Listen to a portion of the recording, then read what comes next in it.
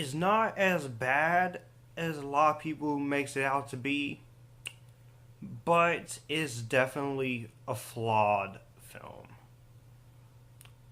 But at the same time, it's kind of a guilty pleasure that I can enjoy.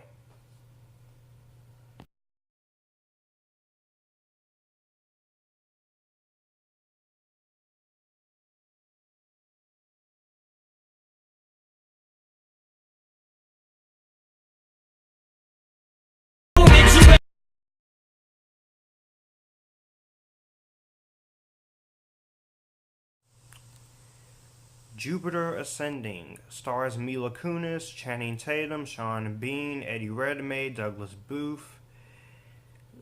Directed, written, and produced by the Wachowskis, who's brought us films like The Matrix trilogy, Speed Racer, Cloud Atlas, and also helped with V for Vendetta, Ninja Assassin, and The Animatrix.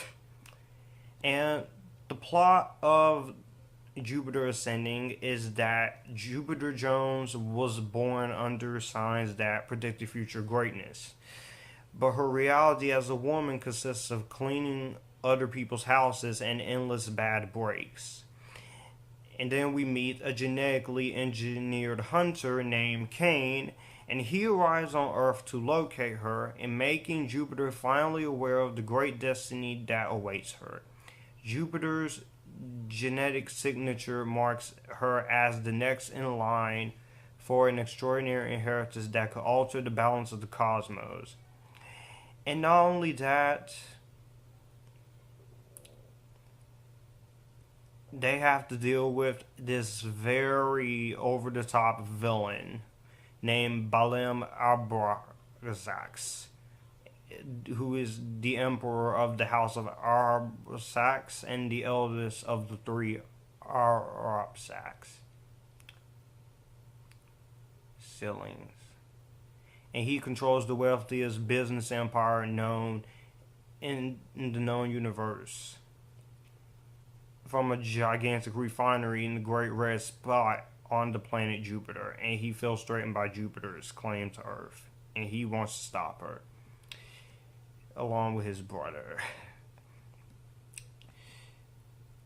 Now, Jupiter Ascending is an okay film, but this movie has a lot, and I mean a lot of problems. And I'm going to point out some of those problems. One, the script, there is a lot of incoherences and a lot of inconsistencies and plot holes in the script. And I felt like that pretty much hurts the movie overall a bit. And it just doesn't really fit into this type of movie. And that really does hurt the movie, considering the fact this is a film made by the Wachowskis. The characterization of these characters, you don't get a lot of characterization and on most of these characters, and I felt like that was kind of a missed opportunity. And I do understand, I do like some of the characterization with the Jupiter's character and Kane and Sean Bean's character, who's basically the Han Solo type character, half human, half honeybee. And I do like his character. But you don't really know much about our villain. He's basically just it's all kind of generic crazy villain.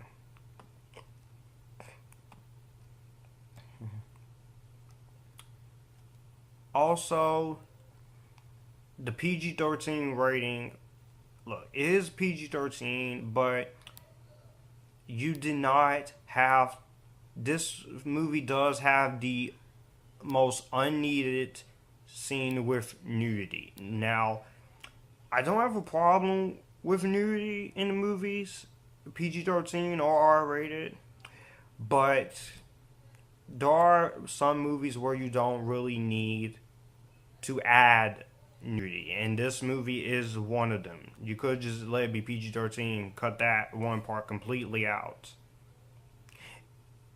And I have no problem seeing skin in a movie, especially from women but it wasn't needed here. Also, the film is 2 hours and 7 minutes, and it drags for most of this movie. It drags like it's nothing. And there are some action scenes, but I feel like there's too many scenes that are boring. And this was supposed to be the first film in the franchise. But because of this movie's poor box office performance, that sadly didn't happen. And I do like the cross between Matrix and Star Wars. That's pretty cool. And indulgence and consumerism as the underlying themes. Also, the female character, while I don't have a problem with Mila Kunis in this role, I just don't like the fact that your main female character, who's supposed to be the badass, has to be saved every 5 minutes. Every 5 minutes. And I'm just like, can we at least have one scene or two scenes of her actually defending herself? Because that got on my nerves after a while.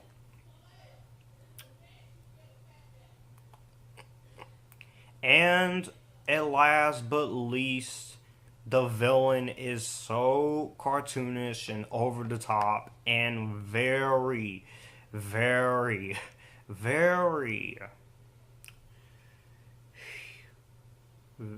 very, very, very, very, very cartoonish and insanely over the top. I'm like, man, Eddie Redmayne, he is great. He's a great actor, but in this movie, he is just so cartoonish. And wow. And also some of the over-reliance on special effects. Even though you have some shots that are practical effects and some shots are CGI, but it's just a little bit too much. You could use more practical effects here, but they did. And there was an 8-minute long chase sequence that shows Jupiter and Cain fleeing from aliens and spaceships. And that was the longest scene in the script, and that involved a lot of stunts. And so they had to film that every day for 6 months. And that also the movie was originally, but because of test screenings in that April and additional time to complete over 2,000 special effects shots, which caused the budget to go from $176 million. The film was delayed until February. And this is not a bad movie for February, but it's also not a lackluster film. There are better movies that came out in February 2015. SpongeBob Movie 2, Sponge Out of Water, The Lazarus Effect. And don't even talk to me about the freaking 50 Shades movies, because I don't want anything to do with those movies at all.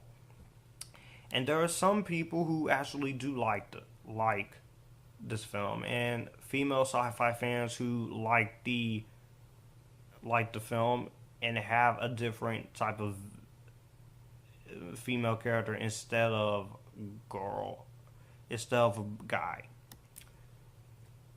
I can see why it has a cult following, but I'm just very mixed on it. But there are some things I do like here. I do like the music by Michael Giacchino. I do like the way this movie looks.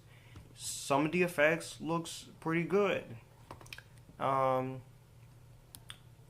The acting, except for Eddie Redmayne, is decent. Channing Tatum, he's good. Mila Kunis is good. Sean Bean, he's pretty good. Douglas Booth is pretty good. You also have two other actors from Cloud Atlas, Doona Bay and James DRC, in this film too. And they are fine for their little screen time. Then you have Vanessa Kirby, who was recently in this year Mission Impossible Fallout, which I thought she was pretty useless in the film. And the action scenes are pretty entertaining. You do have some cool action scenes, and I do like the original story. But the problems are there, and the problems have to be addressed in this movie. So I'm going to give this movie 2 different grades. As a guilty pleasure, it's a middle badly. But as a movie that it has an original idea, but heavily flawed, I would give it a wait for Netflix. I wouldn't mind putting this in my DVD or Blu-ray collection, soon to be DVD and Blu-ray collection. But this is one of those movies that I'm just gonna watch on a rainy day. So let me know what you guys think about Jupiter Ascending down below. Do you like it? Do you hate it? And I will see you guys in the next Future Filmmaker 39480 review. This is Future Filmmaker 39480 signing out, and you guys keep it cool as always.